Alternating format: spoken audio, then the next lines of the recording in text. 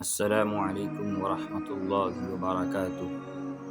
ایمان والوں کے لیے وہ عظیم مہینہ آ رہا ہے جس میں فرض کا ثواب 70 فرضوں کے برابر اور نفل کا ثواب فرض کے برابر کر دیا جاتا ہے، جس میں جنت کے دروازے کھول دیے جاتے ہیں اور دوزخ کے دروازے بند کر دیے جاتے ہیں اور شیاطین کو قید میں ڈال دیا جاتا ہے، مگر اس سے پہلے ہمیں رمضان کی تیاری کرنی پڑے گی۔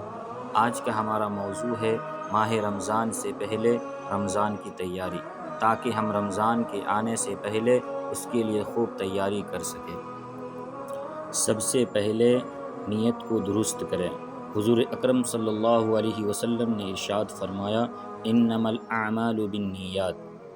تہجد کی عادت ڈالیں، مصروفیات میں کمی کریں، انٹرنیٹ سے احتراز کریں، وقت کے ضیاع سے اپنے آپ کو بچائیں، عبادات کا اہتمام کریں، اپنا ایک نظام الاوقات بنا لیں، کاموں کی تنظیم کریں، تلاوت قرآن میں اپنے آپ کو ڈال لیں، صدقہ کی عادت ڈالیں، بچوں کو صدقہ دینے کی عادت ڈلوائیں، مسجد میں ٹھہرنے کی عادت ڈالیں، رمضان سے پہلے پوری خریداری کر لیں، پچھلے روزوں کی قضا کریں، نیند کے اوقات میں کمی کریں، قیلولہ کا اہتمام کریں، رمضان کے لیے ذہن سازی کریں، سگریٹ، پان، گٹکا وغیرہ سے اپنے آپ کو بچائیں، روزوں کے مسائل سے واقفیت حاصل کریں، دعاؤں کی کثرت کریں، اپنے اخلاق کو درست بنائیں، دل کو اللہ تعالیٰ کے لیے فارغ کر لیں، توبہ میں جلدی کریں،